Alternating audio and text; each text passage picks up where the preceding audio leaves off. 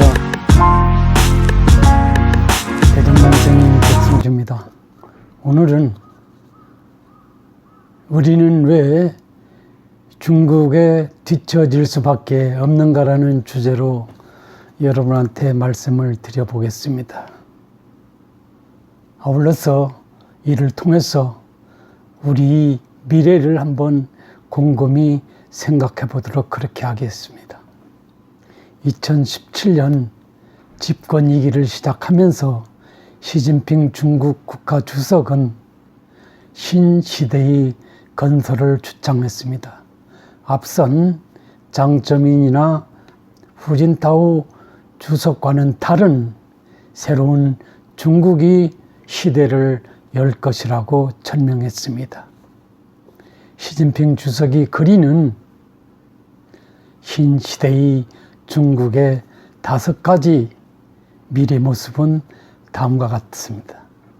첫째로 중국 사회주의 승리를 실현하는 것입니다. 둘째로 경제적 강대국을 건설하는 것입니다. 셋째로 중국 인민의 먹고 사는 문제가 완전히 해결을 보는 것입니다. 넷째로 중국이 야심차게 추진하고 있는 중국의 꿈 실현을 위해서 최선을 다하는 것입니다. 마지막으로 중국이 지금보다는 다른 시각에서 인류의 공헌도를 높이는 것이라고 제시했습니다. 다시 이는 사회주의 국가 중국을 세계의 모범 국가로 끌어올리려는 시진핑 주석의 야망이 번뜩이는 메시지라 해도 과언이 아닐 것입니다. 이와 관련해서 최근에 홍콩 명보에 실린 한 칼럼을 통해서 시진핑이 그리고 있는 신시대의 모습을 볼 수 있어서 세계인의 관심을 끌고 있습니다. 우리나라의 한 중앙 일간지도 이를 집중 보도하고 있습니다. 중국 공산당 이론지 치우스 시얼후에 시진핑이 신뢰하고 있는 한 인사의 글을 통해서 구체적으로 확인되는 그런 상황입니다. 중국은 올해로 공산당 창건 98주년을 맞고 있습니다. 그래서 중국은 1921년 공산당 창건일을 기점으로 해서 2050년까지 시간을 4단계로 구분해서 그 의미를 부여해서 나름의 어떤 그 발전적 미래지향적 메시지를 온 세계인에게 알리고 있는 듯합니다. 첫 번째 단계는 1921년부터 49년까지가 되겠습니다. 이 사이에서는 중국의 일제 침략에 한가했던 오육의 역사를 갖고 있습니다. 1931년 만주사변, 1937년 중일전쟁을 겪으면서 중국 공산당과 국민당 정부 간의 국공합작을 통해서 일제를 패퇴시킨 그런 역사적 사건들이 있습니다. 아울러서 중국 천하를 통일하기 위한 차원에서 중국 공산당이 국민당 정부를 대만으로 내쫓고 중화인민공화국을 창설한 시점이기도 합니다. 이 시기는 대략 28년 정도를 연상해 볼 수 있는데요. 키워드로서는 구국을 위한 혁명이라는 그런 메시지를 전하고 있습니다.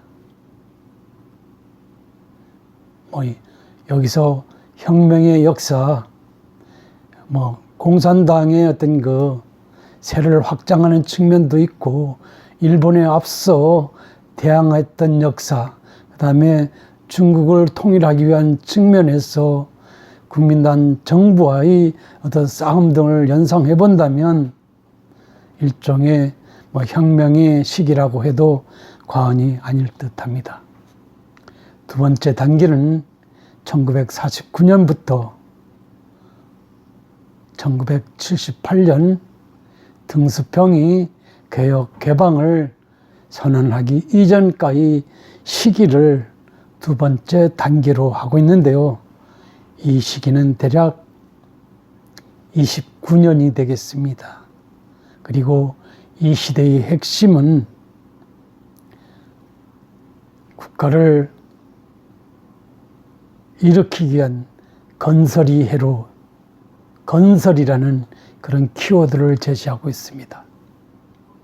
여러분이 내리에는 1949년 중국 중화인민공화국이 창설된 이후에 중국의 역사를 들여다보면 건설의 의미가 좀 맞지 않을 수 있는데, 최근에 알려진 자료들에 따르면 1978년 이후 등소평이 개혁 개방을 부르짖고 중국의 어떤 그 경제 발전을 도모할 수 있었던 것은 모태동 시대에 있어서의 어떤 그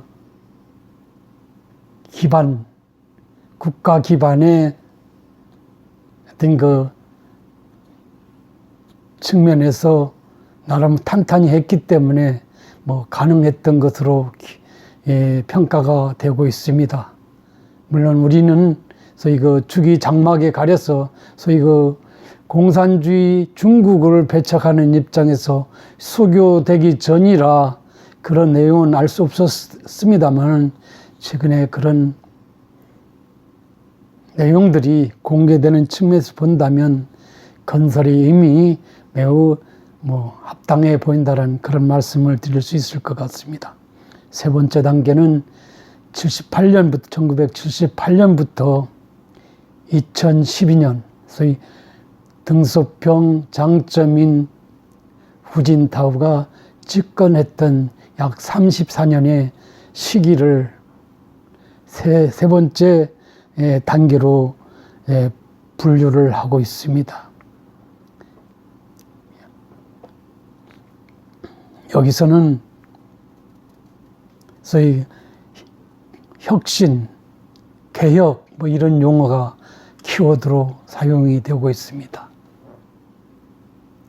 제가 여기서 주목하는 부분은 2차 산업혁명을 일본이 받아들여서 메이지 유신을 통해서 국가 경제를 발전시켜서 소위 그 제국주의로 둔갑해가지고 우리를 침탈했던 그런 역사를 비추어서 중국의 1978년부터 2012년까지 시간은 소위 3차 산업혁명 시기에 중국이 경제적으로 부흥을 이끌었던 시대라는 측면에서 성공을 이끌고 미래의 4차 산업혁명의 어떤 그 기반 조성에 큰 의미를 부여할 수 있는 그런 시기라는 점에서 매우 중요하다고 하지 않을 수 없습니다. 물론 이 시기에 그 발전의 모델은 소위 등소평에 의해서 받아들여졌지만은 박정희 시대의 경제 개발 5개년 계획 모델이 되었었다는 점을 우리가 상기시켜 본다면 나름 우리에게도 큰 의미를 부여할 수 있는 시기가 아닌가 하는 그런 생각을 해봅니다.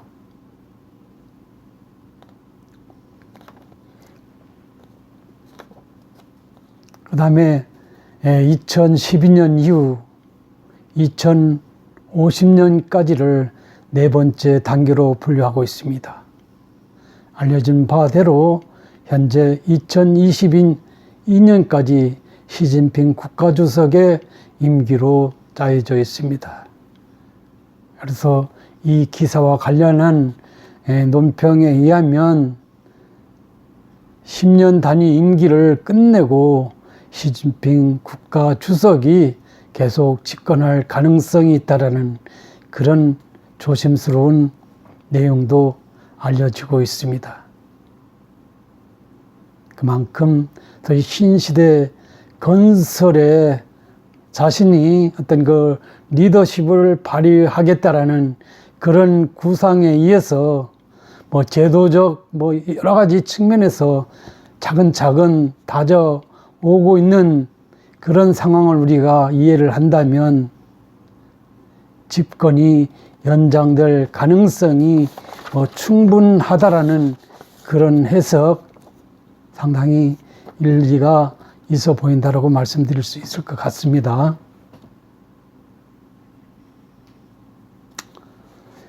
제가 오늘 이 방송을 통해서 여러분에게 말씀드리고자 하는 취지는 그저 중국의 어떤 그 잘 되는 일을 강조해서 우리를 좀 비하시키는 그런 측면이 아니라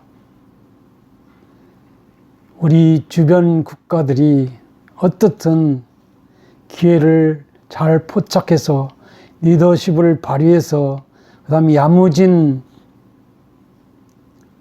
비전을 갖고 추진한 결과 어떻든 북극 강병의 어떤 그 위치를 공고히 하고 있는 그런 어떤 추세들을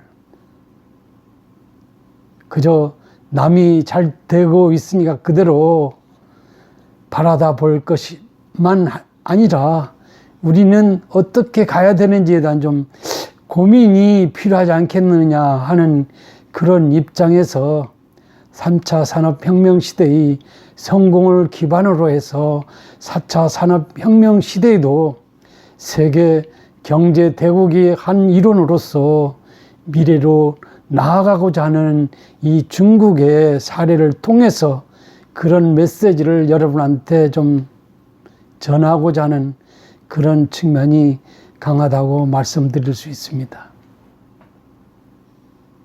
우리는 한 말에 있어서 대원군이 세국정책, 유생들이 위정척사, 유교적 사고, 유교적 먹고 사는 문제 해결 방법이 가장 옳고 서양적이고 어떤 자본주의적인 뭐 이런 것을 소위 그 사악한 것들로 비하시키는 이런 어떤 그 모순된 시대에 어울리지 않는 그런 모순된 사고를 내서 우리가 기회를 잃고 일제 36년의 피박을 받았던 역사를 생각해 보면, 그리고 중국이 우리 발전 모델을 수입해서 현재는 세계 두 번째의 경제대국으로 부상한 가운데서 보기에 따라서는 미국과 소위 21세기 패권 경쟁에 뛰어드는 양상까지도 보여주고 있는 그런 현실을 직시하면서, 그러면 우리는 4차 산업혁명 시대는 어떻게 가는 것이 옳고 미래를 위해서 어떤 그 확신을 줄 수 있는 길인가를 좀 고민해 볼 필요가 있지 않느냐는 그런 생각을 하게 합니다. 그렇지만 현실에서 그런 어떤 국가 비전을 보기에는 전혀 간단해 보이지 않습니다.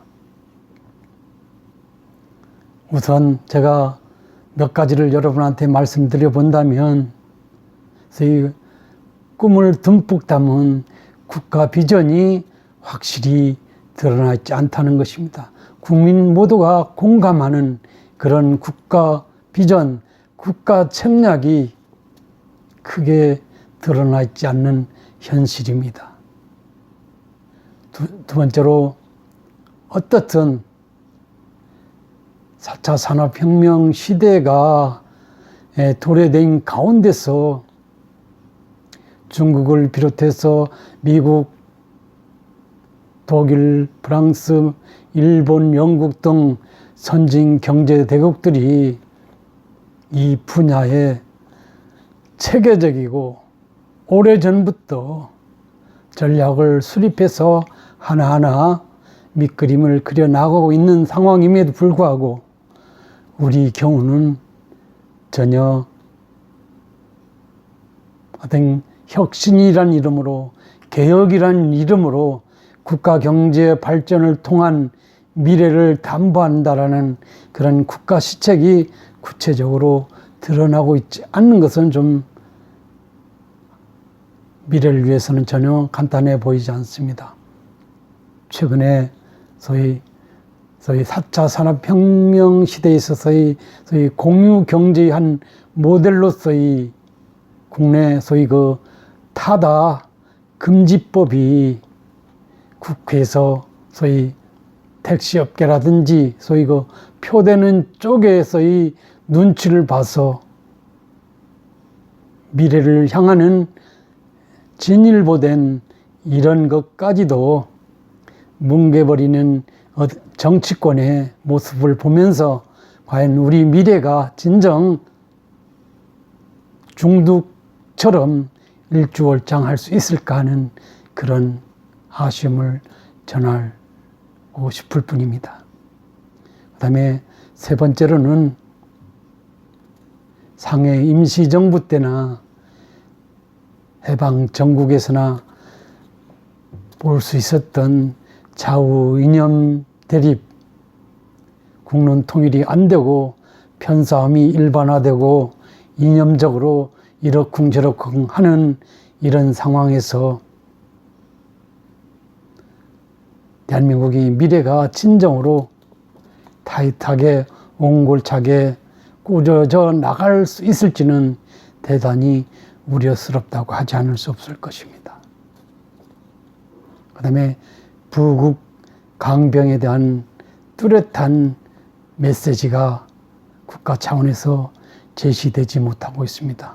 물론 평화경제 차원에서 우리의 어떤 국력을 강화시켜 나갈 것이라는 그런 메시지를 정부 차원에서 전하고 있습니다만 시대적 측면에서 어떤 도건적 그 다음에 2차 산업혁명 시대에 아니면 3차 산업혁명 시대에 일반화됐던 산업의 육성을 통해서 미래를 담보할 수 있겠느냐는 그런 측면에서 본다면 전혀 아쉬움을 금할 수 없습니다. 그 다음에 어떤 강력한 리더십 그리고 모든 국민이 따를 수 있는 옹골차고 담대한 리더십이 보이지 않는 것도 우리 미래를 위해서는 좀 아쉬움을 금할 수가 없습니다. 그 다음에 정부, 지방정부 할 것 없이 어떤 시스템적인 행정이 일반화되지 못하고 리더가 이렇게 하든 저렇게 하든 그게 부안해동하는 시스템이 일반화되고 있다는 것은 미래를 위해서 대한민국이 발전을 위해서는 전혀 바람직하지 않다라는 그런 말씀을 드릴 수 있을 것 같습니다. 분명 우리는 여러 가지 위기 상황에 직면해 있습니다. 특히 우리나라가 재정학적으로 강대국의 어떤 그 자신들의 어떤 그 이익을 위해서 우리를 호시탐탐 노리는 뭐 이런 상황들을 우리가 역사적으로나 현실적으로 우리가 그렇다라고 우리가 인정하고 곰곰이 따져보면 전혀 간단해 보이지 않습니다. 그럼에도 불구하고 국가 시책적으로 리더십에 의해서 대한민국의 미래를 위한 대비책이 좀 미흡하지 않느냐는 그런 생각을 해봅니다. 뭐 그것은 제가 앞에서 시진핑이 미래를 위한 중국의 신시대 건설을 주창하는 그 모습을 연상해 본다면 우리 경우 그런 말을 하지 않을 수 없다라는 그런 생각을 하지 않을 수 없습니다. 2차 산업혁명 시대에 일본이 담대한 리더십에 의해서 하면 독재적인 발상에 의해 가지고 메이지 유신을 성공적으로 이뤄냈던 그런 저력, 중국이 우리 경제개발의 발전 모델을 모방해서 3차 산업혁명 시대에 세계 경제 대국이 일원으로 뛰어들 수 있었던 그런 저력, 우리나라도 동북아 일원으로서 충분히 그런 저력을 발휘할 수 있음에도 불구하고 모든 것들이 소극적으로, 그 다음에 어떤 그 시간적으로 후퇴하는 듯한 그런 어떤 그 정책적 발상, 리더십의 어떤 그 생각, 이런 것들에 의해서 미래로 나가는 것이 좀 어려운 상황에 머물러 있다는 것을 우리가 직감하지 않을 수 없습니다. 소극적으로 대처한다고 말씀드릴 수 있을 것입니다.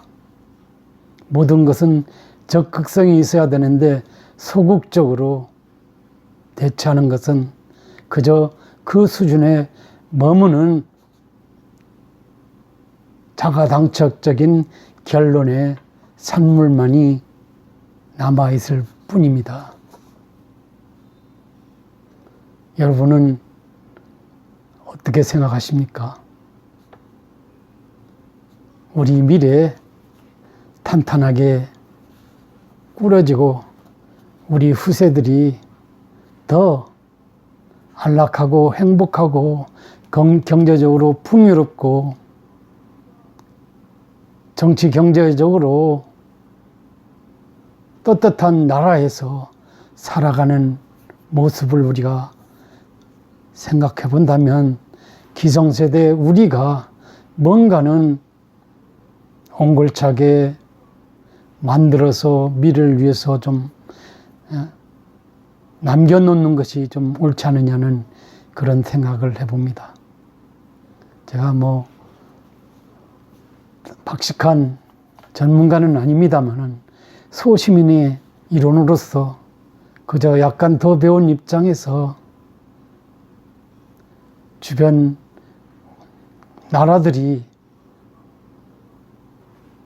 힘을 기르고 경제를 키우고 대외적인 어떤 그 외교력을 강화해서 나라의 어떤 그 입장을 탄탄히 하는 것을 보면서 우리 현실을 우리가 개탄하지 않을 수 없어가지고 감히 두서없이 여러분한테 말씀드려 봤습니다.